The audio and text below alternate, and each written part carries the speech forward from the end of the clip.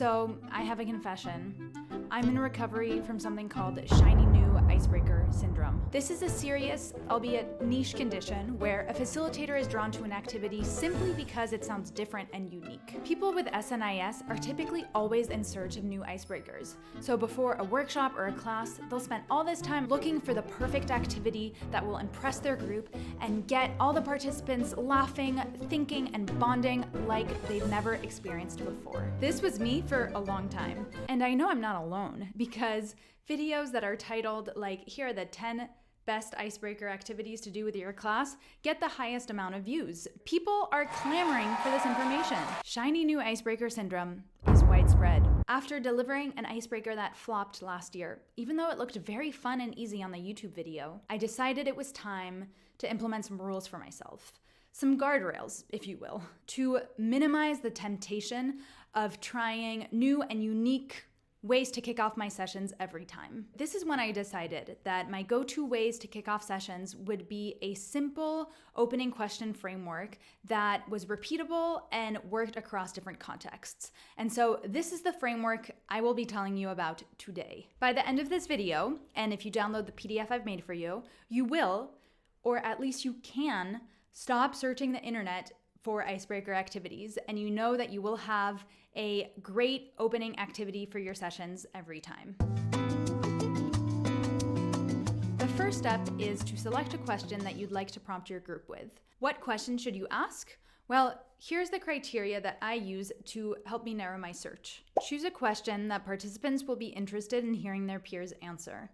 Choose a question that helps your participants connect to the purpose of the session. And then lastly, choose a question that provides useful information to you as the facilitator about the participants you have in front of you. It's fine if your question doesn't tick all 3 boxes, but try to select one that ticks at least 2 out of the 3. I made the mistake recently of asking an introductory question that just ticked off number 1.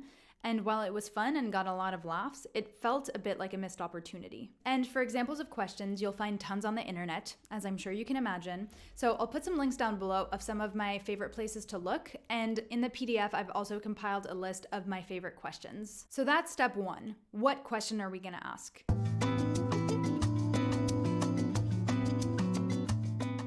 So I've narrowed this down to 5 options. I find that they usually cover every single situation I might find myself in. The first is the simple question go around. So have every participant answer the question in the full group. If you're in person and have the space, this is usually a great one to do in a circle, and I like to give participants a talking piece.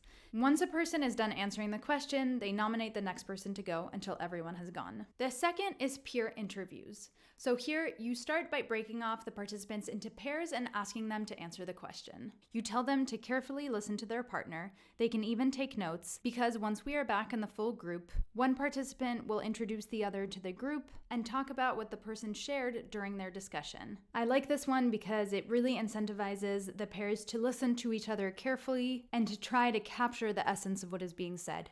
The third one is small group discussions. So here you just have the group split off into smaller groups and answer the question. And then when you're back as a full group, what you debrief is the experience of the group conversation. The fourth is a gallery walk. So this is where you ask participants to answer the question on a post-it note and then stick it up at the front of the room.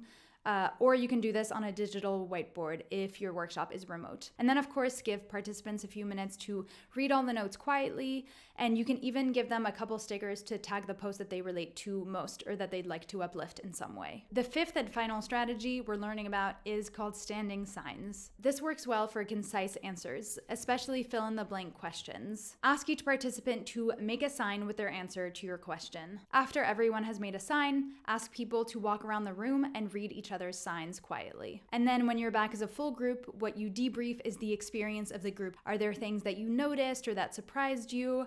What can we learn from this activity? And so on. So that's it. Those are the 5 strategies I like to use to answer the opening question. And I like this simple question framework because it takes the guesswork out of it for me. I know that I can just take this opening activity off the shelf, that it won't require any preparation from me, and that it will work well for my session. I'm not saying that there is never a time to deviate from this framework. Maybe you really want to try something new, or maybe this particular structure does not work for a group, but I found it so useful to, in a pinch, have a place to go. Make sure to download the PDF if you want a list of questions and just a recap of the framework. I'd love to hear your thoughts in the comments. Have you suffered with shiny new icebreaker syndrome? Where has it gotten you? What is your favorite opening activity? Thank you so much for watching, and I'll see you very soon. Bye.